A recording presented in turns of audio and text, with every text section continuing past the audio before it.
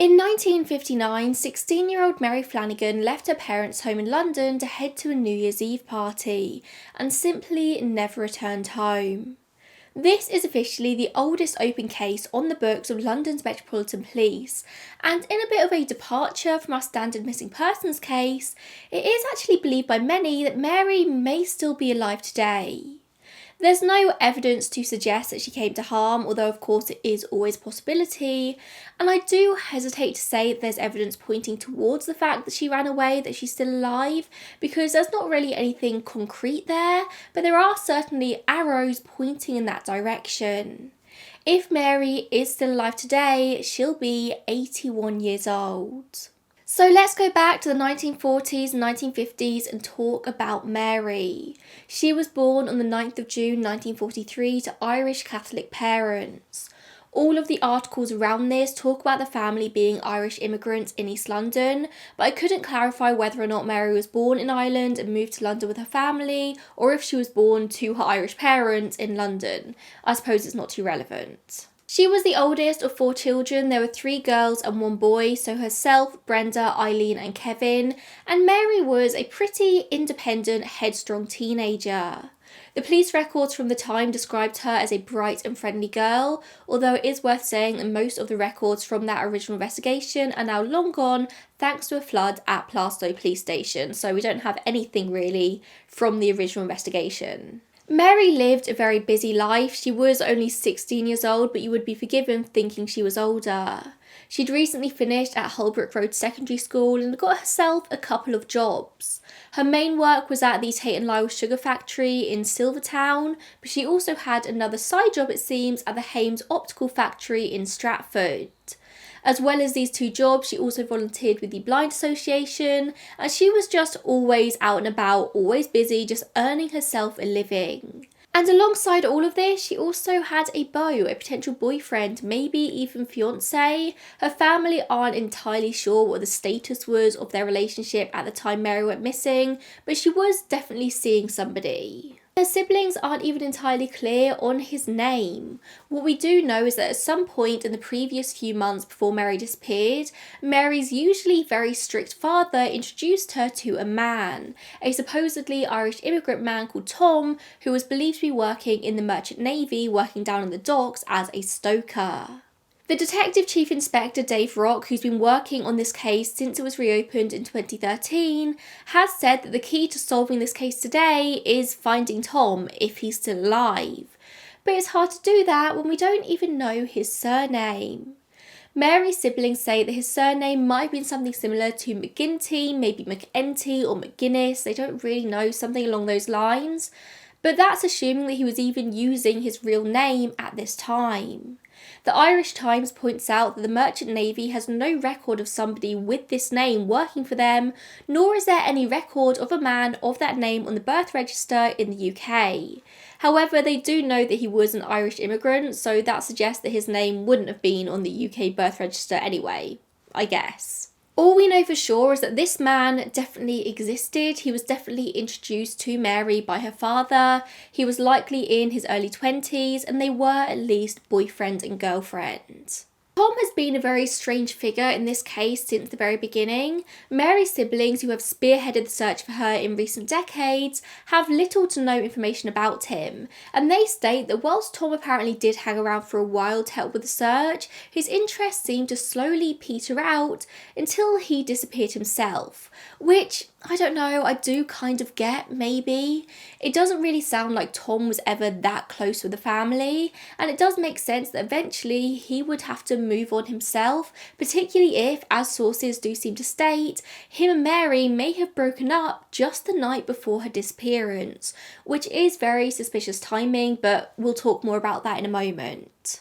The siblings do have some reason to believe that even though Mary was just 16, her and Tom may have been engaged, which may sound shocking now to a 2024 ear, but it was pretty par for the course in the 1950s, especially in Catholic circles.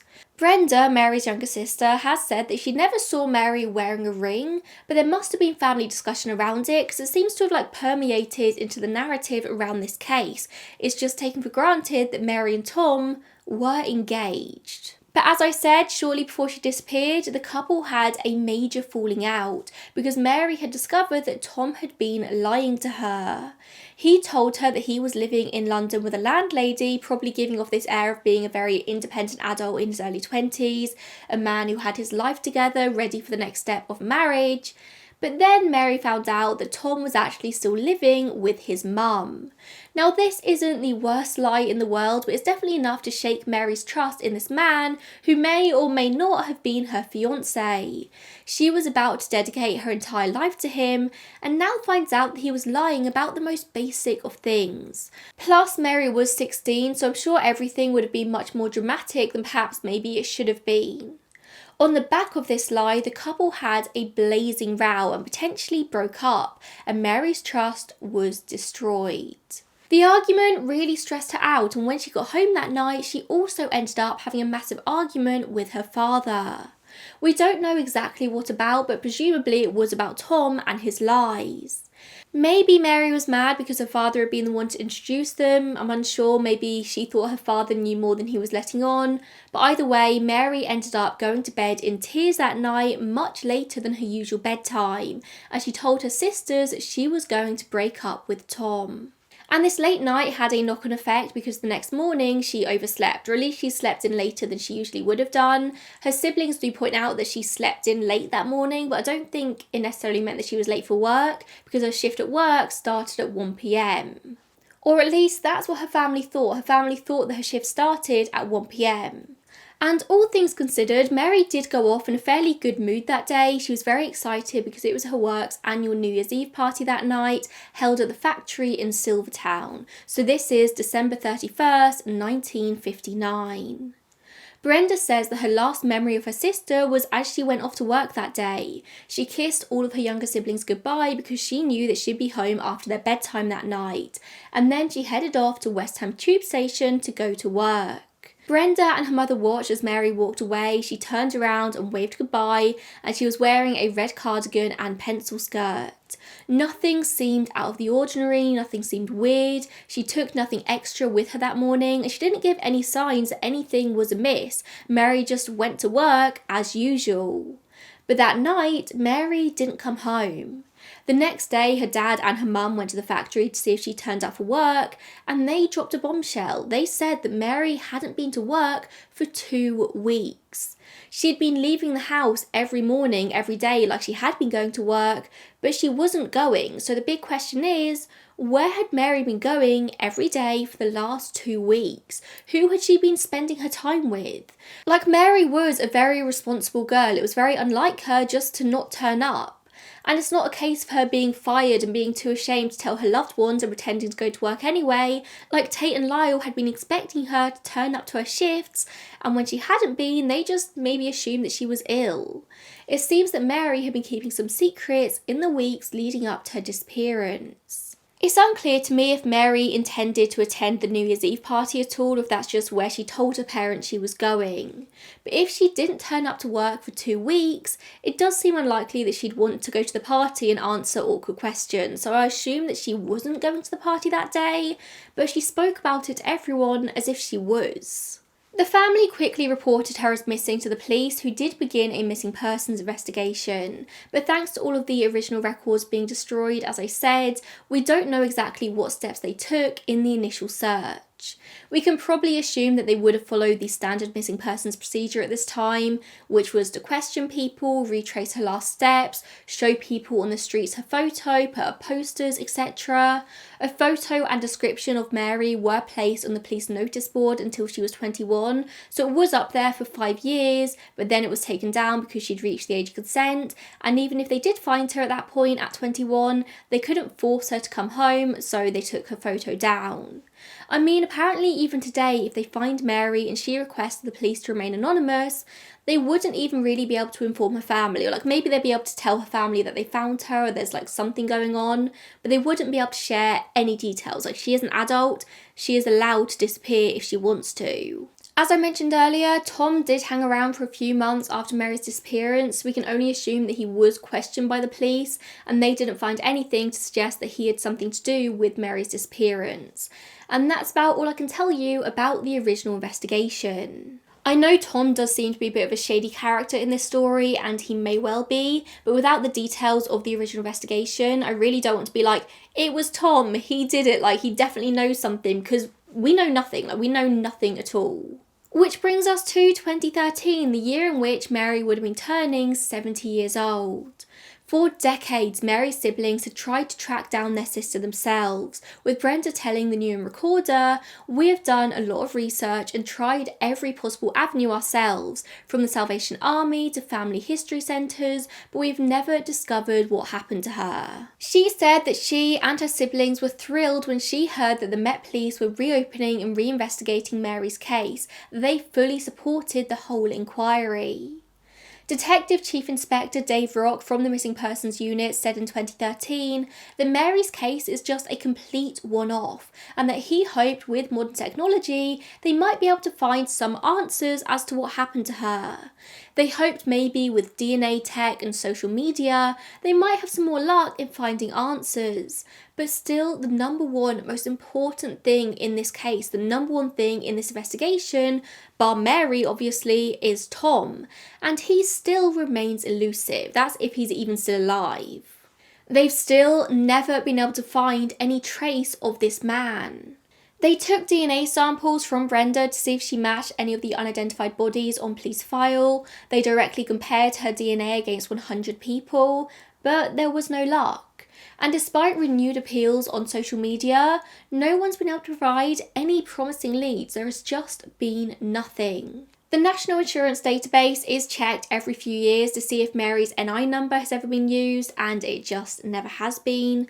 Very similar to a social security number in the US, we have national insurance numbers here in the UK that we have to provide to be on the payroll of a company. But this doesn't mean that Mary might not have been working cash in hand and just never was officially on any payroll, which would have been a lot easier in like the 1960s, 1970s. As time went on, this would be a little bit more difficult. Brenda is so sure her sister's still alive. Her intuition tells her that she's still out there somewhere. And according to The Sun, in 2016, a woman matching Mary's description apparently walked into a health clinic in Edinburgh in Scotland, with this being reported to the police. Brenda said when she heard this, she was already on a train to Edinburgh in her head, but apparently the woman denied being Mary and just disappeared. Which, if she wasn't Mary, does make complete sense, but she did say something very, very strange. This woman said, "I'm independent, I can look after myself." This isn't necessarily an admission of anything, but if you're a random woman being accused of being somebody else, saying "I'm independent, I can look after myself" isn't exactly the first thing that would pop into your mind to say. What does independence have to do with anything? And this has only cemented Brenda's belief that Mary is still alive and well and maybe living in Edinburgh. But why would a 16-year-old girl, seemingly happy in most aspects of her life, want to run away and start a new life away from her loving family? Sure, she was maybe going through a breakup, she'd had an argument with her boyfriend, but that doesn't really seem like grounds to run away and start a new life. Although I would love to know the details of the argument with her dad the night before, I'd love to know what was said in that. Her family have always pondered the idea that perhaps Mary was pregnant at the time of her disappearance, which would have been a massive scandal for a 16-year-old Irish Catholic girl in 1959. It's not necessarily something that would have gone down well with her parents or with the wider community. Perhaps she found out she was pregnant and she feared that her family would make her put up this child for adoption, and she knew that this just wasn't an option for her. It could also be how the truth of Tom's living situation came out. Maybe Mary thought that he was this big independent adult, they could quickly get married and they could move out and live in this house together with this child. But that plan was destroyed as soon as she found out that he was living with his mum. This could also be why she wasn't turning up for work. Maybe she had some form of morning sickness or other pregnancy symptoms and she couldn't bring herself to go and work at the sugar factory around lots of food. All of this is speculation, of course. There's no actual evidence to say that she was pregnant, but if you do think about it, it is a theory that does make sense. I do also find myself wondering that maybe if Mary was pregnant and didn't want to be, maybe she went to get a back alley abortion. This was 1959, abortion was illegal here in the UK, and the only places that women could go to get abortions was back alley, unsanitary, unqualified places, and in doing so they were putting their own lives at risk. Like, a lot of people, a lot of women did die getting these abortions. It's why abortion care is so important, because abortion is always going to exist. It's just whether it exists legally or not. It's whether women are going to be safe whilst they're getting their abortions or not. But I digress. Mary has been described as independent and headstrong by multiple different people, and Brenda has said that the one thing Mary really hated was restrictions and rules, telling the BBC that if their dad said that Mary had to be home at a certain time, it meant nothing to her. Mary came in when she wanted to come in, she lived her life how she wanted to live it. So I have no doubt that if Mary was pregnant and maybe she was determined to keep her baby instead of the abortion theory, she may well have left home and never came back. Like, that would have been a viable option in her head. Maybe to cover their tracks, Tom stayed behind for a few months and helped with the search to avoid suspicion before going to her and the baby. Or maybe Tom didn't know that she was pregnant or didn't want anything to do with the situation, and so he stayed behind for a few months and then just skedaddled. What this doesn't answer though is why Mary hasn't come forward in more recent years if she is still alive. Both of her parents have long since passed, her child, if there was one, would now be into their 60s, and her siblings have put out some really heartfelt pleas in recent years. As Brenda said to the Irish Times, she mightn't want to be in touch with us because she fears rejection, but we need her to know that she won't be rejected. We still hope to find her. If you don't have hope, you don't have anything. Brenda has dedicated her entire adult life to finding her older sister. And whilst the pregnancy theory does make a bit of sense, it is also well within possibility that Mary came to harm on her route that day, wherever it was that she was going, because she probably wasn't going to work. Or perhaps whoever she was spending those days with is the one who hurt her. East London had its fair share of crime in the 50s and 60s, and it would have been quite easy to dispose of a body. As much as I love the theory that she's still alive and out there somewhere, it would be foolish to assume that is definitely the case. Like, she definitely could have come to harm on the streets of East London in 1959. In the vast majority of cases though, it's always somebody known to the victim that kills them. In January 2017, the charity Missing People commissioned a new age-progressed photo of Mary, created by UK forensic artist Tim Whidden. It depicts her at 74 years old. Today, Mary would be 81. At the time of her disappearance in 1959, she was 5'2", medium build with hazel eyes. She was last seen with dark wavy hair and a tanned complexion. The police are hoping now for people to come forward with any information about both Mary and Tom's whereabouts. Tom could really provide the key to this case. His surname may be McGinty, McEntee, McGuinness, or something along those lines. Tom could also very well have been a nickname, a middle name that he went by at this point in his life and later changed. He was last known to work as a stoker at the docks in London with the Merchant Navy, and apparently he lived with his mum. If you potentially know anything about either Tom or Mary, please get in touch with the authorities. As always, I'll leave the contact details in the description box. If Mary is found alive and well but says that she doesn't want to make contact with her family, then investigators do have to respect her wishes. I assume they would be able to share at the very least so that she'd been found, and a lot of the time the police can act as a middleman, sort of share messages between family members without any direct contact. So I do hope that Mary would choose to do that, like choose to let her siblings know that she's safe, because Brenda's interviews just break my heart. She's dedicated so much of her life to her sister, like she hopes with all of her heart that she's still alive. So I just really hope that if Mary is found alive and well, that she would choose to share that information with her siblings, because otherwise that would be so rough. That would be really hard. But that is, of course, assuming that Mary did not come to harm on that day, December 31st, 1959. There is truly no evidence in this case, there is no information, and without the police being able to speak to Tom, and that's assuming that Tom's even still alive today. Like, he was older than Mary was. He'd probably be 87, 88 years old today, perhaps.